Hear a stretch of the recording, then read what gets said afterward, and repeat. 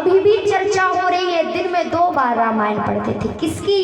करने की, कर्तव्य की, व्यवहार की, कर्म की। इसलिए काम ऐसा करो जिससे कि जाने के बाद लोग हमारा नाम लेते रह जाए। आई हो इस संसार में तो जाने ना देना, धर्म करना, लोभ ना धन धान्य का, क्योंकि लोभ ही आता रहा तो धन रहा किस काम का। था सरासर भरा सोना उस लंक की दीवार में, था सरासर भरा सोना उस लंक की दीवार में, लेकिन एक रत्ती ना मिल सका रावण को मरती बार में। इस धन धरा के बीच में यूं ही धरा रह जाएगा और सबके झंडे गड़े रह जाएंगे जब अंत का दिन आएगा। संपत्ति लगेगी प्यारी जो साथ में नहीं जाएगी, और जिस देह का तू गर्व करे बंदे ये तो आग में जल जाएंगी। पत्नी तेरा साथ देगी केवल घर के द्वार तक, बंधु बांधव ले जाएंगे तुझे केवल शमशान तक। पत्नी तेरा साथ देगी केवल घर के द्वार तक, बंधु बांधव ले जाएंगे तुझे केवल शमशान तक।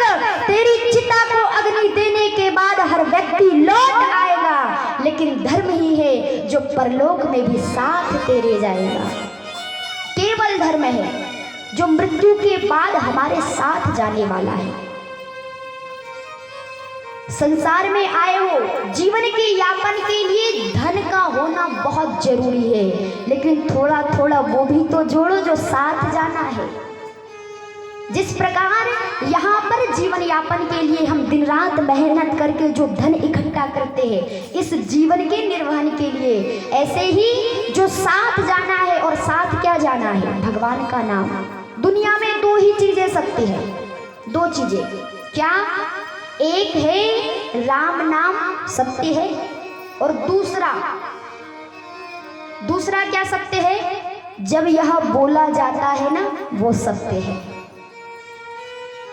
पहला राम नाम सत्य है, और दूसरा जब यह बोला जाता है वह सत्य है। मतलब मृत्यु के समय बोला जाता है ना राम नाम। जोर से बोलिए, कहीं ऐसा तो नहीं कि राम नाम असत्य है, सत्य है ना। जोर से बोलो राम नाम। लेकिन ये पता कब चलता है? जीवन की पूरी यात्रा निकल गई, पूरी यात्रा जब अंतिम समय आ गया उस समय पता चलता है कि राम नाम सत्य है। अगर यही बात हम पहले पता चल जाए हमें तो कितनी अच्छी बात होगी, जीवन जीने का मजा आ जाएगा। सुखदेव जी महाराज राजन परीक्षित को आनंद नाम के घाट पर यह श्रीमद् भागवत महापुराण की कथा श्रवण करा रहे हैं। राजन, इस प्रकार से करदम ऋषि के यहाँ जो 9 बेटियों का जन्म हुआ, उनकी बेटी अनसुईया जिनके यहाँ भगवान ने दत्तात्रेय रूप में अवतार लिया।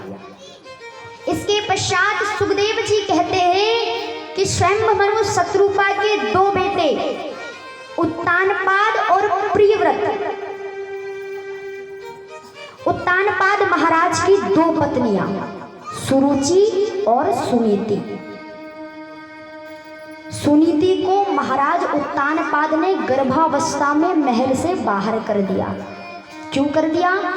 जिस समय महाराज ने सुरुचि से विवाह किया तो सुरुचि ने कह दिया महाराज तुम्हारे महल में जो तुम्हारी पहली पत्नी रह रही है ना, पहले उसको महल से बाहर निकालो तभी हम जाएंगे।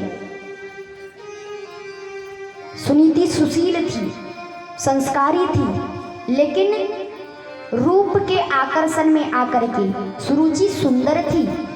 रूप के आकर्षण में आकर के गर्भावस्था में उत्तानपाद जी ने अपनी पत्नी सुनीति को महल से बाहर निकाल दिया। समय बीतते गया, उस समय सुनीति गर्भावस्था में थी।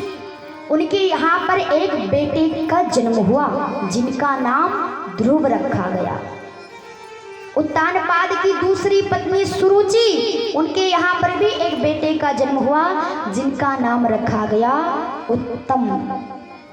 धीरे धीरे बड़े होने लगे, उम्र हुई 4.5 वर्ष की। जैसे ही 4.5 वर्ष की उम्र हुई, एक दिन ध्रुव अपनी माँ की गोद में बैठकर पूछते हैं, माँ वो जो बड़ा महल दिखाई दे रहा है वो महल किसका है? किसका महल है? सुनीति कहती है, बेटा तू जानता है ये तेरे पिताजी का महल है। अच्छा माँ, हम महल में क्यों नहीं रहते हैं? सुनीति ने कहा बेटा, तू जानता है महल में तेरी एक माँ और रहती है जिसका नाम सुरुचि है, और एक तुम्हारा उत्तम नाम का भाई रहता है। अच्छा, हमारे भाग्य में महल में लिखना नहीं लिखा है, रहना नहीं लिखा, इसलिए हम कुटिया में रह रहे हैं। एक दिन समय देख करके ध्रुव जी महाराज चोरी से महल में चले गए। जैसे ही महल में गए उस समय उत्तानपाद अपनी गोद में अपने बेटे उत्तम को लेकर के बैठे हुए थे। ध्रुव ने देखा, ध्रुव के मन में विचार आया, क्यों ना मैं भी अपनी माँ की गोद में, पिताजी की गोद में बैठूं। जैसे ही गया, जाकर के गोद में बैठना चाहा, उस समय उत्तानपाद जी भी पहचान गए कि ये मेरा बेटा ध्रुव है। जैसे ही गोद में बिठाने के लिए प्रयास किया, ध्रुव को उठाने लगे, उतने में ही सुरुचि आ गई। जैसे ही सुरुचि आई, सुरुचि ने मन में विचार किया, आज तो गोद में बिठाल रहे हैं, पहले का समय होता था कि बड़े बेटे को राजा बनाया जाता था, आज तो गोद में बिठाल रहे, कहीं ऐसा ना हो कि राजा के मन में बेटे के प्रति प्रेम जाग जाए, आज गोद में बैठ रहा है, कल राजगद्दी पर बैठेगा। हाथ पकड़कर नीचे पटक दिया, ध्रुव तू पिता की गोद में बैठने का अधिकारी नहीं है। ध्रुव ने कहा, क्यों माँ, क्यों नहीं बैठ सकता मैं? जितना हक उत्तम का है इस गोद में बैठने का, उतना ही हक मेरा भी है, मैं क्यों नहीं बैठ सकता? सुरुचि कहती है, अगर इतना ही शौक है पिता की गोद में बैठने का, तो जा करके तपस्या कर भगवान की, और भगवान को प्रसन्न कर, और प्रसन्न करके भगवान से वरदान मांग कि अगला जन्म तेरा जब भी हो तो मेरी कोख से हो, और मेरी कोख से जब तेरा जन्म होगा तब तू अपने पिता महाराज उत्तानपाद की गोद में बैठ सकता है। जैसे ही सुना, रोकर के दौड़कर अपनी माँ सुनीति के पास आए, सारी बात बता दी। माँ, बता दे माँ कि भगवान कहाँ मिलेगा। सुनीति ने सारी बातें सुनी। सुनीति क्या कहती, बेटा भूल जा, जैसे मैं तेरी माँ हूँ ना, वैसे ही सुरुचि भी तेरी माँ है, गुस्से में बोल दिया होगा, भूल जा। ध्रुव जी कहते, नहीं माँ, बता दो भगवान कहाँ मिलेंगे। भगवान जंगल में मिलेंगे, मैं जा रहा हूँ माँ, मैं भजन करूँगा, जंगल में जा कर के भगवान को प्राप्त करूँगा। जैसे ही जाने लगे, बाल हट है, माँ ने सोचा रुकने वाला नहीं है। माँ ने कहा, ठीक है ध्रुव, तू जाना चाहता है चले जा, लेकिन मेरी एक बात सुनते जा, अगर तेरी तपस्या से प्रसन्न होकर वहाँ भगवान प्रकट हो जाए तो इस संसार के पिता की गोद में बैठने का वरदान कदापि मत मांगना। अगर मांगना ही है तो उस परम पिता परमात्मा की गोद में बैठने का वरदान मांग लेना ध्रुव। अब जैसे ही ध्रुव जी महाराज घर से निकले तो मन में